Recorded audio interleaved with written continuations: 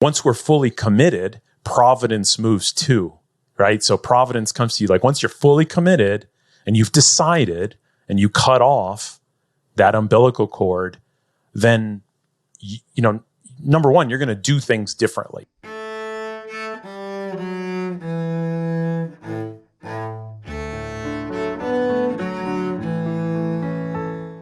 Hi, I'm Joe Templin, author of the Amazon Kindle #1 new release, Everyday Excellence, and A Human Swiss Army Knife.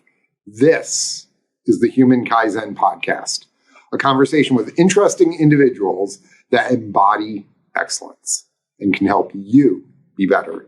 My guest today is my friend, my fraternity brother, my fellow reformed physicist, Steve English. Steve has 22 years of experience in engineering with Fortune 500 organizations.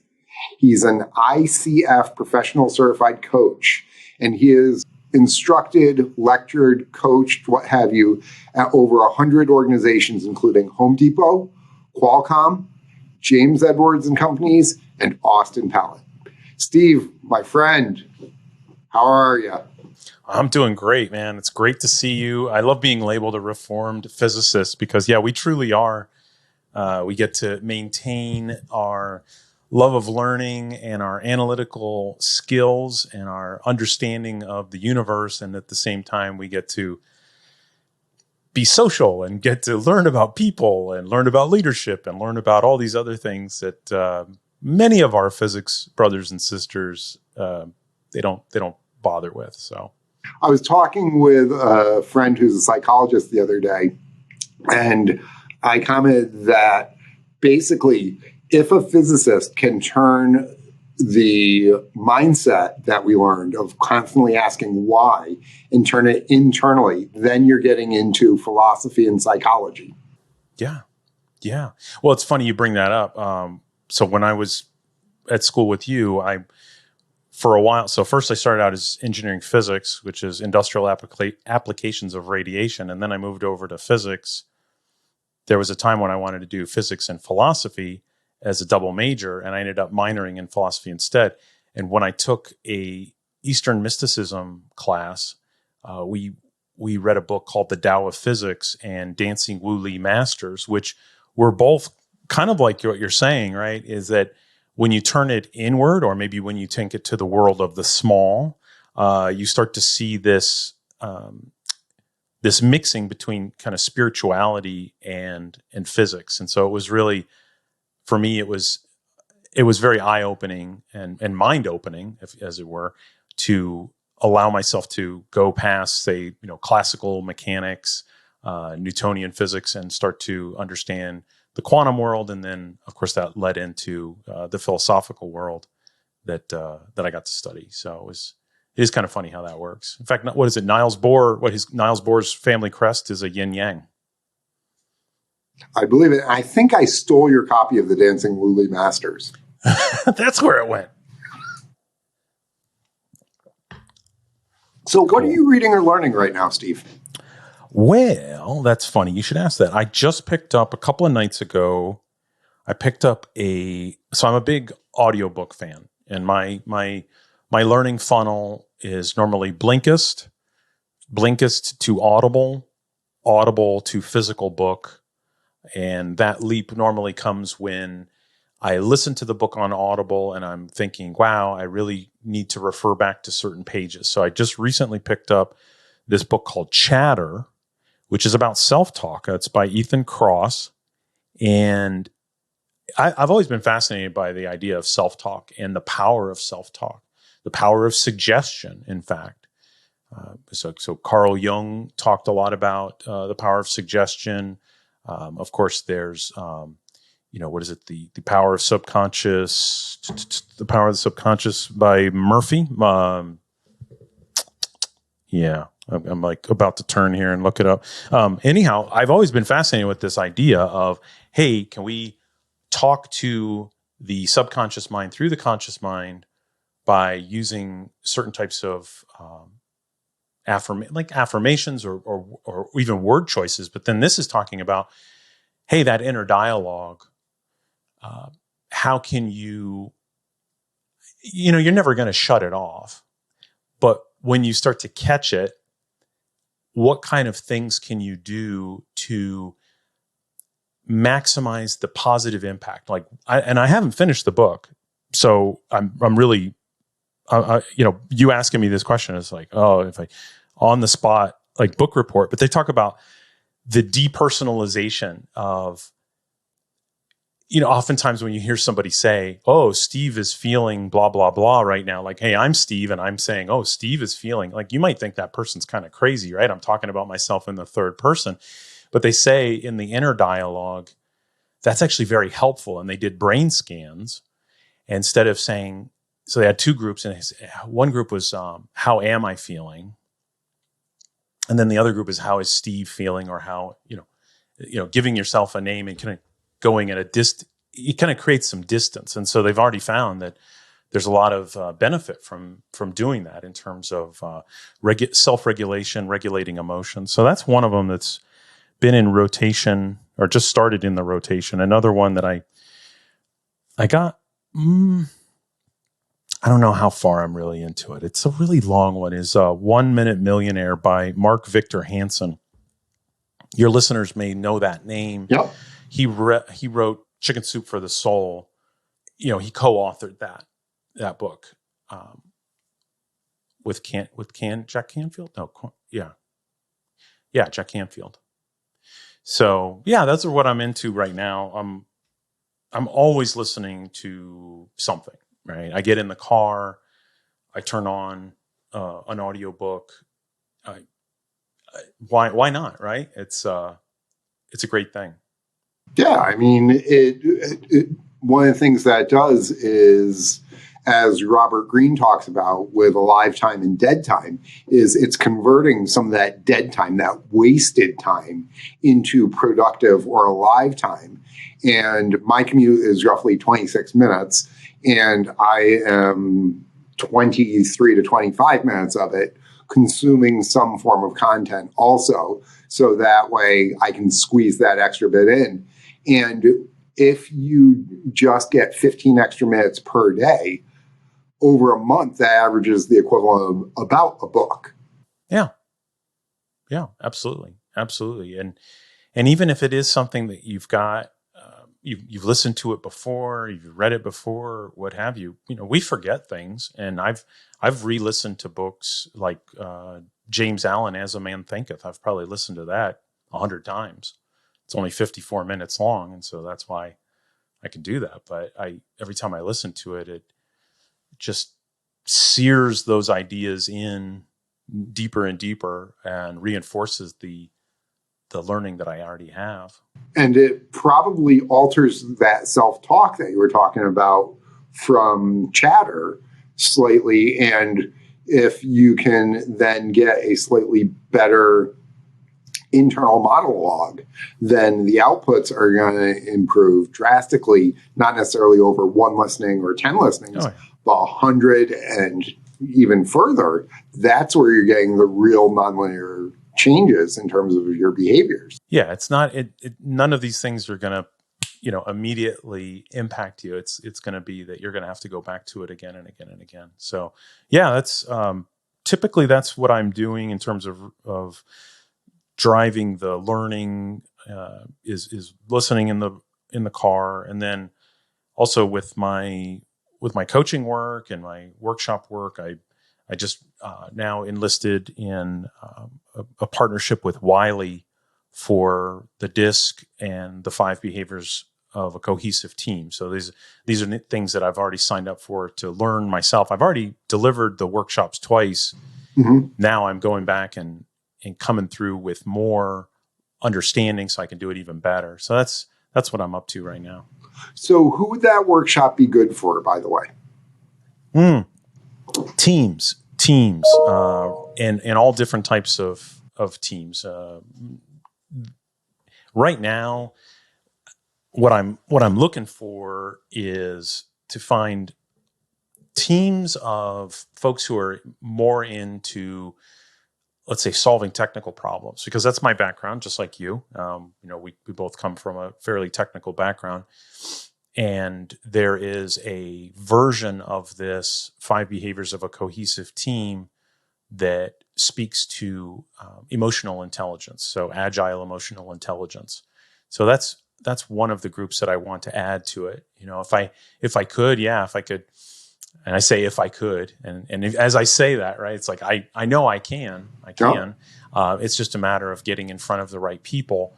I think about like a Tesla, right? Tesla's here in town.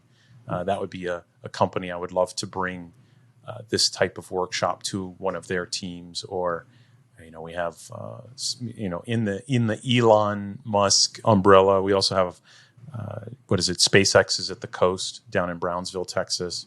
Of course, we have Oracle here in town. We have Google here in town. The list goes on and on. So yeah, any of these tech companies, I would really love to bring something like this. So any of my listeners, if you are in a position of influence within those tech companies, reach out to Steve, because having seen him grow and develop over decades and having read some of the stuff on the 5 behaviors of cohesive teams, it is something that can really help your organization grow. So it's the human Kaizen applied on organizational level, which can get some pretty dramatic results. So we're talking a little bit about how, what you're doing now and everything. Let's try and actually put some structure around this. Let's talk about your journey. Yeah. So let's talk about the start, whether it was in the early days before you ended up at RPI with me, or once you left RPI, wherever you think that the most important parts of the story lie. Yeah. It's funny as you say that. I almost jokingly want to take you back to, that small town in northeastern Ohio that I was born in. Now I'm not going to go that far back. So I guess I'll cut to maybe the next to last stop in my engineering career. So I worked for a company that I'm almost certain everybody knows about. It's called Samsung. They make refrigerators. Maybe you've heard of them. They make phones. They make chips. They make all kinds of cool stuff. And so I used to work for them. I joined them in 2006. I worked with them until 2016. While I was there, I could say I really grew up. Like I thought I had grown up when I was at ST Microelectronics, but I really, really grew up at Samsung. And I, in terms of maybe even the pain, right? And so I was starting to feel a lot of stress from working there. I started to feel that I was a little bit out of alignment with what was deep inside of me. And because I didn't feel like this was really my life purpose, I think that caused a lot of pain inside of me. It reminds me of the Joseph Campbell quote, right? The tragedy of life is climbing to the top of the ladder and realizing you're on the wrong wall.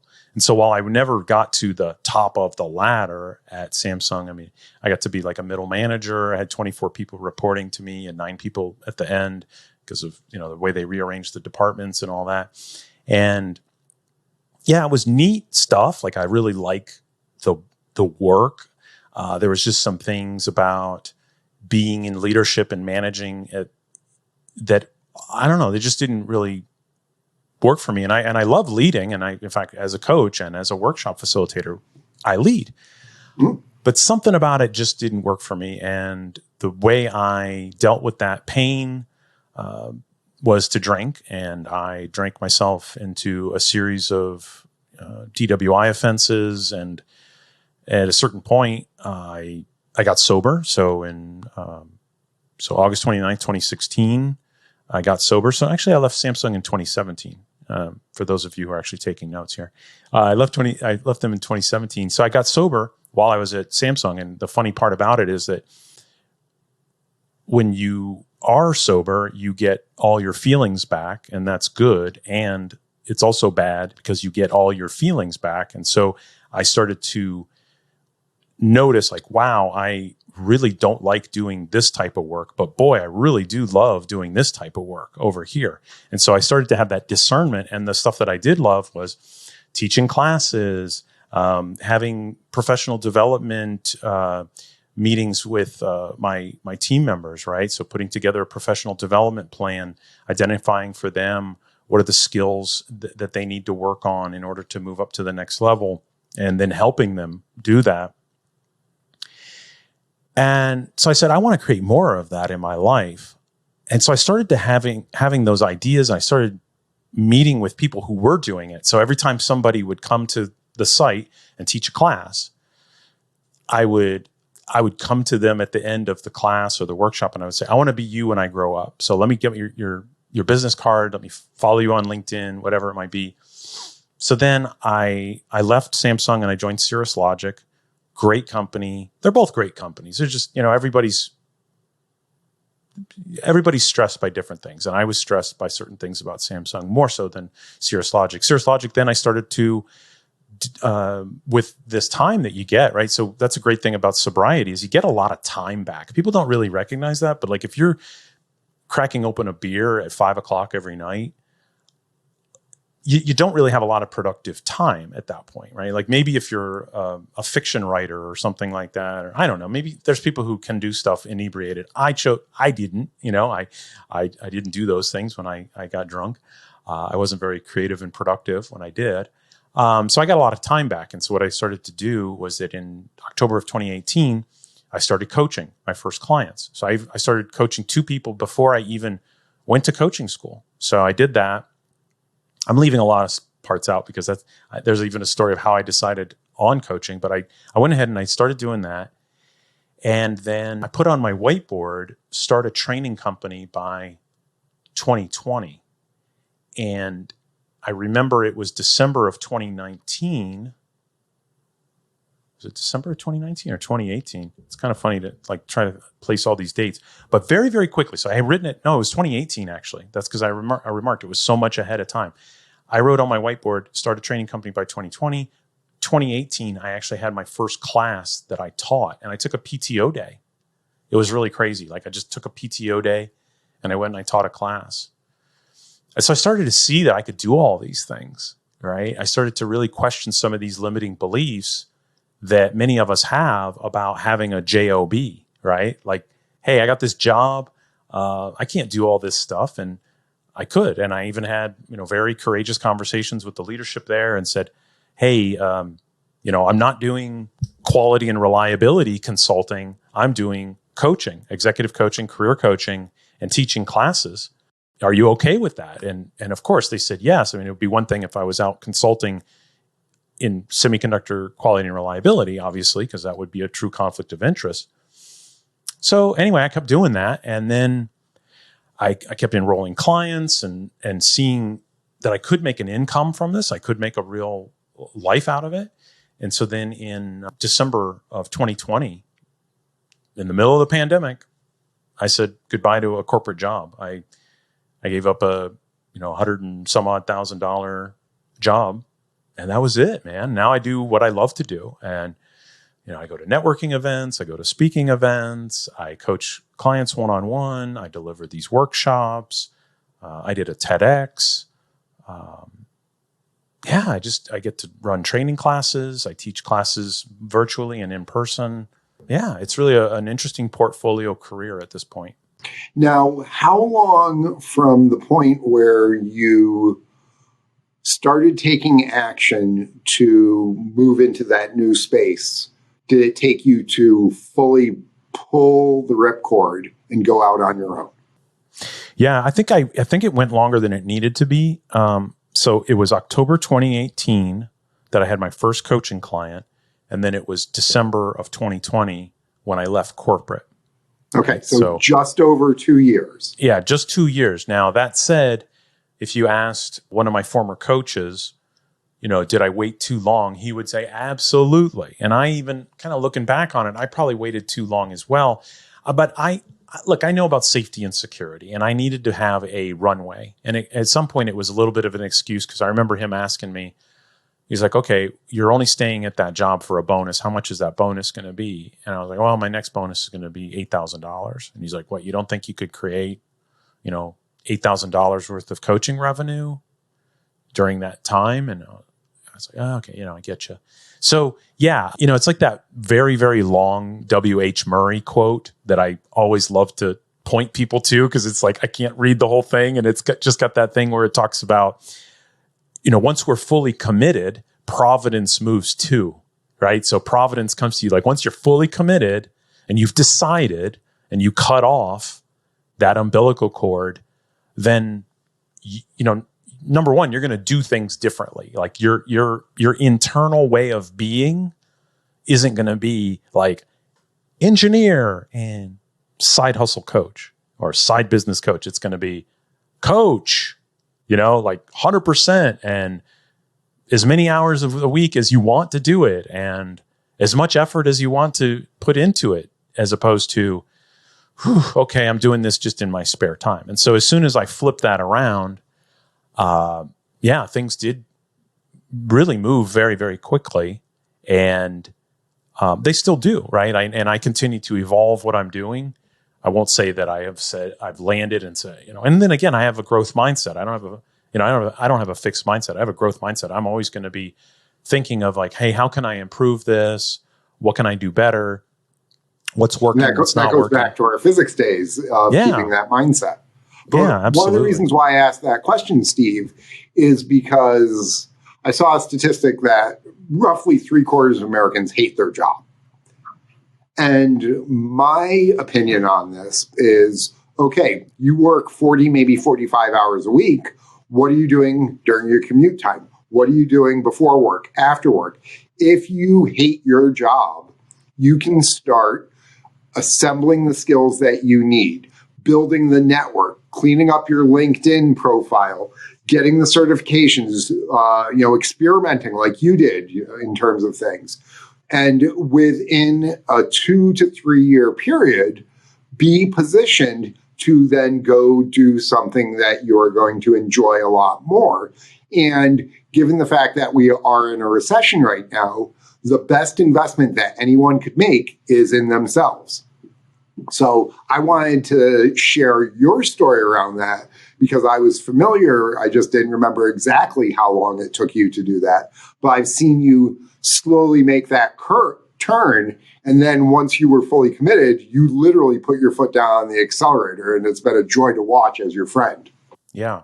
Well, I appreciate that. And you're absolutely 100% correct. So number one, the amount of employee disengagement and the number of people who dislike their job, I'm not at all surprised by that number. And what it comes down to is just people have such a fear of going out and trying something that they're not assured success. And really, the funny thing about it is that you're just as much at risk with your job, right? Like, in other words, there's going to be always the risk of a layoff. Yep. And why not have another stream of income? Why not have another set of skills? Why not have something that you can, and I don't even like the idea of falling back on. I'm saying falling forward on, I remember sitting there thinking, I really wish they would lay me off. Like kind of near the end, I was kind of secretly hoping like, hey, this COVID thing, maybe they're going to have layoffs, but then of course the whole job market went the other direction, right? Like it became a seller's market for employees and the job, security went through the roof. I was sitting there thinking, almost like to the point of like, how could I beyond quiet quit, like literally just stop doing everything and then get fired and then be able to collect unemployment and all that. And I was like, that's outside of my integrity. So I didn't do that. I remember that day in November of 2020, I sent a message over the company Zoom to instant messenger. And I said to my boss, really great guy, and I believe he's retiring now. I said, hey, do you have 10 minutes? And it felt like, when you go to the roller coaster and you start going up the hill and your stomach starts sinking. Yes. That's exactly how it felt. As soon as I typed that, do you have 10 minutes? That's exactly how it felt at that moment, right? I was like, holy shit. because there's no coming back. Like I could have said something like, "Oh, hi, just let you know the XYZ project is on time, boss man." But no, I was like, dude, I need to tell you this. As you know, I've been doing this, and I finally committed myself to making that leap. So yeah, I think, yeah, and that was it, man. And he wasn't at all surprised, and no one was surprised. It was really, thinking back on it, it was really scary. It was really scary at the time. Looking back on it, it's like when I was there in the moment, it was really, really frightening. Looking at it now, of course, as they say, what is it? 85% of all fears are irrational. So a lot of those fears that were buried inside of, well, I was freaked out about it, they just evaporated. And so the question, would you do it again, is probably a resounding hell yeah. Hell yeah.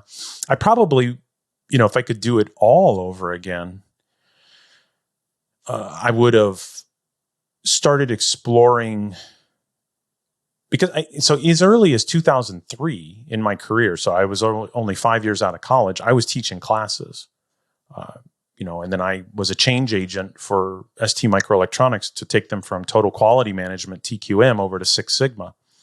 So there were hints, man. There were like big blinking lights of, dude, you can do some different stuff than just this, device physics, wafer level reliability, statistical process control, all of that. Like there was a lot more that was available to me. And then I just didn't do it. I didn't. So yeah, that was, I would definitely have done that. Gone and pivoted. In today's environment, we've got recession, we've got war, we've got the stock market in the toilet, we've got uncertainty. If you were to be coaching somebody, let's say mid-30s technical individual, to get them ready to be in a better position with their career down the road, whether it's with the same organization that they're with, elsewhere, what have you, what would you tell them to be working on today? It's kind of a trick question, because you asked me as a coach, right? So coaching is a thinking partnership. So if you were said mentor, it would be a different answer.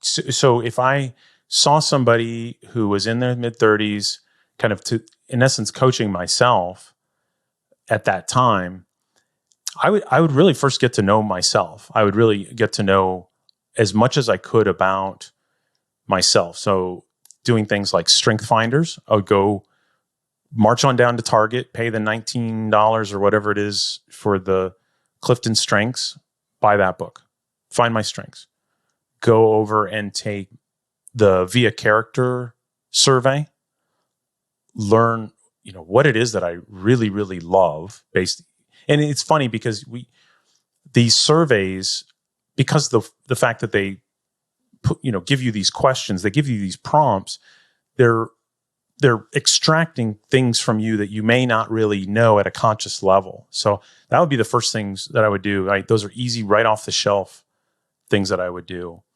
I would also explore what's really in my zone of genius. And what I mean by zone of genius is I would look back on my career and identify those things that made me lose all sense of time, right? So in other words, I was doing them and I looked at my watch. I'm like, oh my God, I can't believe it's already 5:30. Where you got into flow. Yeah, when you got into flow, right? So what is that? Mihai Csikszentmihalyi? Gosh, if I could pronounce his full name, I know. And I was like, that would be, talk about a spelling bee question, right? Sure. Spell that guy's last name. Yeah, getting it. When do you in a state of flow? When do you have more energy at the end than you started out with? Looking at those times, and then also looking at like, where's the places where you have the maximum value per effort in your organization, right? So, low effort, but boy, you really bring a lot of value. And maybe that's something that's really easy for you to do. Therefore, it's in your zone of genius. So those would be like, I would start with that. And that is from a coaching perspective, right? Because that is, in essence, those are all ways to raise the self-awareness. because I'm not here to tell people what to do, right? I'm not, as a coach, that's not what we, Right. If they came to me and it was a mentorship conversation, they said, hey, I want to do what you've done, then it turns into, been there, done that. Here's exactly what I have done and what I would do slightly differently. But I would really start by getting really, really self-aware. And I think as soon as you start to see that, you can start to chart a path, passions, talents, destiny, skills. Yeah, I think once you have that, and then if then you allow yourself to kind of free write, make one column your passions, one column your talents, another column your skills, and one column of what you envision as your destiny. Yeah, that's a great place to start. I think right there, like those are like 3 sessions of a coaching, three coaching conversations right there in one answer. Dude, that was pretty awesome. I think about this a lot. You can tell. Yeah. I do. You're sharing this with our listeners. I sit around and I pregame conversations that I might have with people, because I've got people in my world. I've got a guy who he's in the C-suite at a very, very successful company. He's just completely unhappy, dislikes his boss, dislikes what he's doing. And actually, I was supposed to have a call with him this morning at 8 a.m. And unfortunately, he got COVID, and he said he couldn't do it. So I've actually been thinking through, like, hey, what's the homework I'm giving this guy before I can actually get on a call with him? And so in essence, I just gave you that answer of what I did with him. So yeah, it's so much fun, because I think there's so much potential that's left in people. I think about the Tim Wood, right? The 7 forms of waste, and the 8th form of waste. So Tim Wood: transportation, inventory, movement, waiting, overproduction, oversupply, and defects, right? So from lean, talk about Kaizen and lean, all these are related bodies of knowledge. The last form of waste is S for skills, right? So human potential.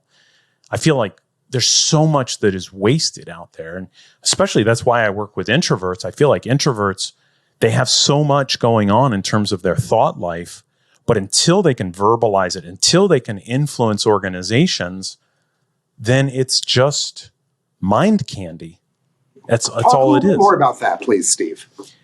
Well, what I'm saying there is, you look at people like Elon Musk and Bill Gates and Mark Zuckerberg. These are all introverts who have had amazing ideas. And until they could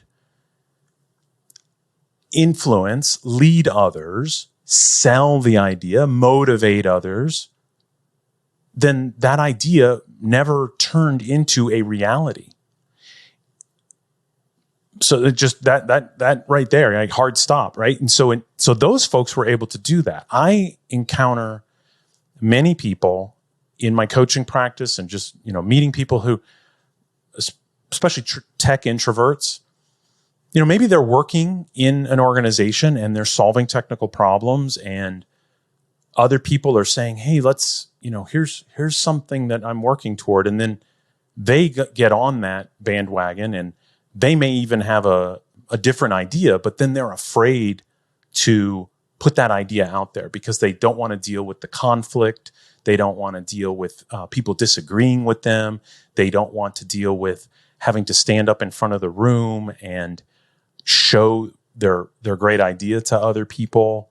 Maybe they don't even want to go around and have conversations with people to get their feedback before they go. And in fact, I did a speech, and I'll give it to you for the show notes. I did a speech where I highlighted an idea from Toyota Production Systems called Nemawashi. So Nemawashi is a Japanese word that means, literally, it means going around the roots. It means early agreement. So one of the things that I tell introverts to consider doing, again, this is telling, right? This is mentorship or teaching, is I'll say, while it may seem very scary, fear-inducing, what have you, overwhelming to get in front of, your larger group, what if you had one-on-one conversations, which they're comfortable with? And you shared, hey, I'm thinking about this. What am I missing? What am I not considering? What about it is good? What about it could stand some improvement? And then the magic is that now imagine just for a moment that they've done this. They've had those individual meetings with the majority of the group. Now they get up in front of the group. One, they have the confidence to know that their idea was great. Two, they have battle tested the idea. Three, they've socialized it to the point that they can start to, and I know the term name drop is kind of it has a bad connotation, but quite literally you could say, yeah, Bob and I were talking about that before, and I realized that I needed to make this adjustment.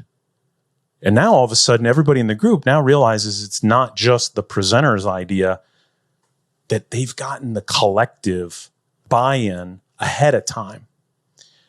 So yeah, anyway, I know you said talk a little bit more about that idea of introverts and what's keeping them from bringing great ideas out there. And then I also offered a solution. But yeah, I'm passionate about that because I feel like there's so much brain power left on the table because let's face it, so 43 to 47% of the population, the general population, identify as introverts or test as introverts. When you get into tech, when you get into engineering, when you get into accounting, you get into law, you get into more and more of those left brain logic type roles, the number goes up even higher. So just imagine how much talent you're leaving on the table by not either arming them with the skill set, or then this is where organizations can really make a difference, is running meetings, facilitating meetings to bring that out of their introvert. Because if roughly half the population classifies that as that means that literally half the ideas are being left behind or not expressed. And so there's an underutilization of 50%, which when you put on your MBA hat from the guy in the tie, it is like, wow, this is where our growth lies. Yeah, 100%. 100%. There's so much left on the table here with that. And yeah, I think it hurts both parties. I think it's not just hurting the organizations, it's hurting that individual contributor or that leader introvert who's got those great ideas, because now they're not feeling fulfilled. They're feeling stifled. They're feeling like they're not living up to what it could be possible for them. They feel unheard in a lot of ways, and unheard individuals are the ones who walk out the door in a lot of ways. Oh, absolutely. You go Aikido on this. If you have the extroverted individual who can learn to shut their mouth a little bit, but ask those questions in the same sort of scenario to get the feedback, again, that allows them to, as you said, battle test the ideas a little bit more and be able to allow the idea to grow and marinate and be that much more effective. And if they're having discussions with some of these introverts who won't speak up in the meeting, but will speak up one-on-one, they then are also getting allies, as it were, to be able to do better things. So there is very little downside from utilizing an approach like that. Absolutely. In fact, when I was at Cirrus Logic, we had a meeting about a system that was being used by all of the designers. And the meeting was to get feedback about the system to make improvements. Great, Kaizen meeting in essence.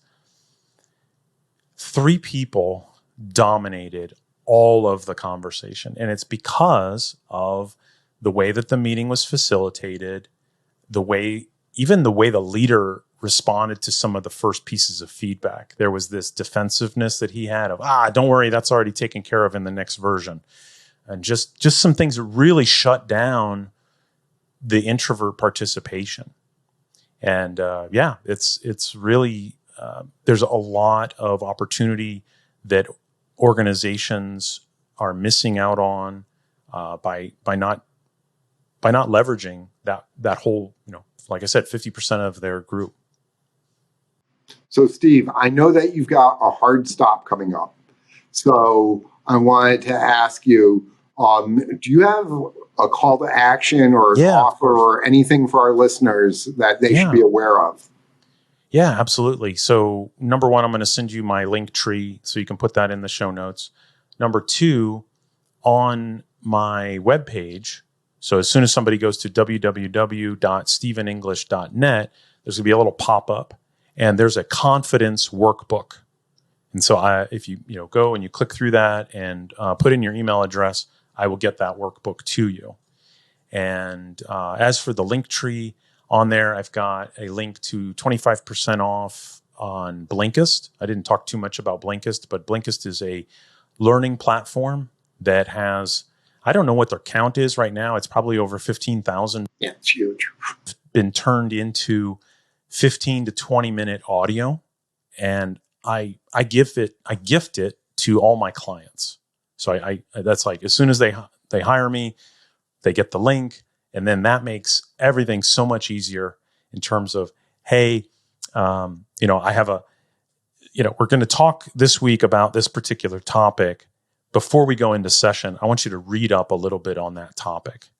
And then I'll send them links and they'll listen to it, or they'll listen or read it. It's in text and audio. So I'll send those both over to you. Awesome. Thank you. Thank you. Any last words of wisdom or pearls of excellence that you'd like to share with our listeners? I'll just share this quote, because this quote has been so meaningful to me throughout my whole journey. And it comes from the Gospel of Thomas. Before I say the quote, I'll just say this. What it comes down to is that in each one of us, we have something inside of us. We have a mission. We have whatever it might be. Like, we have gifts. We have a talent. We have a goal. We have, whatever it might be. And when I heard this quote, it really spoke to me. And so the quote is, if you bring forth what is within you will save you. What you do not bring forth, oh man, I messed this quote up by like 50% of the time. What you do not bring forth will destroy you. Right? So I botched a part of it. So I think I overthought it. So let me try again. If you bring forth what is within you, oh man, I'm blanking on it. I knew I got through this whole thing. Close your eyes, dude. Just close your eyes for a second. Take a deep just breath. edit it. So my any quote, last words of wisdom or insight? Yes.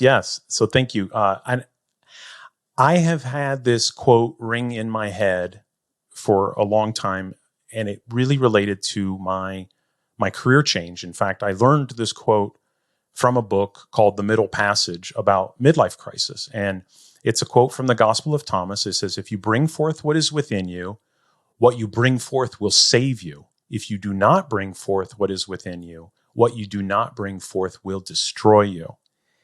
And I'll tell you, and that's where I was. I had something deep inside of me that I needed to bring out into the world. And because I wasn't, it was truly destroying me. So I would say, for anybody out there that feels as though they have something inside of them, bring it out. If it's a song, if it's a speech, if it's a computer program, if it's a book, whatever it might be, if it's a new career, do it. It will save you. Steve, thank you. My listeners are going to definitely want to listen to this again, maybe even twice, because there's so many little pearls of excellence in there. Thank you, my friend. You're looking good. You're sounding good. You appear very happy. I love to see that. Yeah, man. Thank you. Thank you. Be excellent and grow today.